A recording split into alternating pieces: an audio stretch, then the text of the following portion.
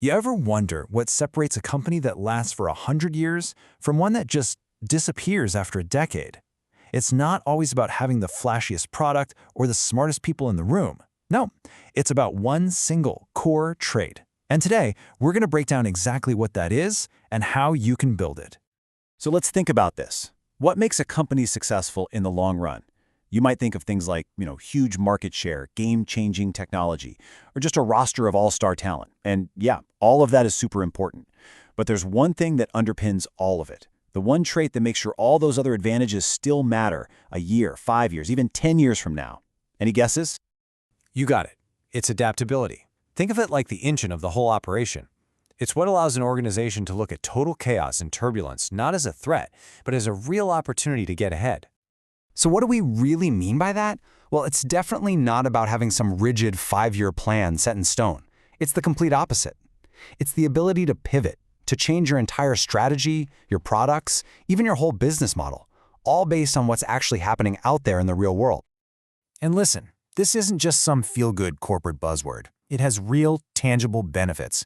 We're talking about long-term sustainability, actually being around in 50 years. It means staying ahead of your rivals, not just keeping up.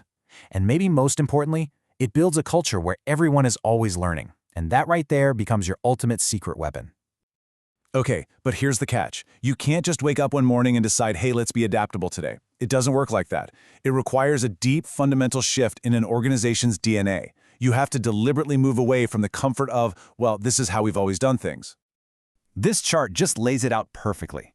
The old way of thinking is like a brick wall. It's rigid, it's slow to react, and it's designed to resist any and all change. Information is stuck in little pockets. But the adaptive model, that's more like a rocket ship. It's flexible, it's incredibly fast, and it's built to anticipate what's coming next. You're basically moving from a defensive crouch to an offensive launch. So how do you actually build this rocket ship? Well, it comes down to a few key things. You need constant feedback loops so you actually know what's going on. You need flexible decision-making so a brilliant idea doesn't die a slow death in committee meetings. And crucially, you need leaders who are committed to over-communicating, making sure everyone is on the same page through every single twist and turn. Now, theory is one thing, but what does this actually look like when the pressure is on, like really on? Let's take a look at a company that faced a once-in-a-generation challenge and used adaptability not just to survive, but to completely dominate. And I think you know who we're talking about. Of course, it's Zoom and their absolutely legendary response to the global pandemic.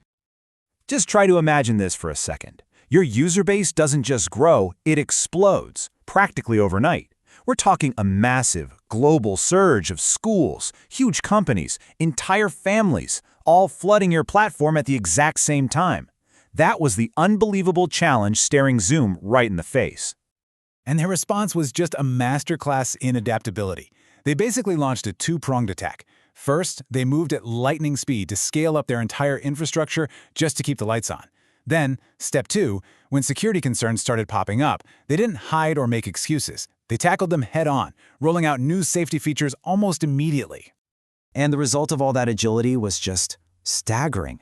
They didn't just weather the storm, they cemented their place as the leader in their industry. They literally set the new gold standard for what organizational agility even means in the modern world. So, what's the big lesson here? What can we learn from what Zoom pulled off? Let's boil this all down to the core principles you can actually use. It really comes down to these 3 things. First, you have to shift your entire mindset from resisting change to actively looking for it. Second, you got to build flexible systems that actually let you make smart decisions fast. And finally, and this is the big one, you have to reframe every single change not as a threat to be feared, but as an opportunity that's just waiting to be seized. And that really leaves us with one final and pretty critical question to think about. Because the next big shift, it's always right around the corner. So when you look at your own team or your own company, how prepared are you really for when it arrives?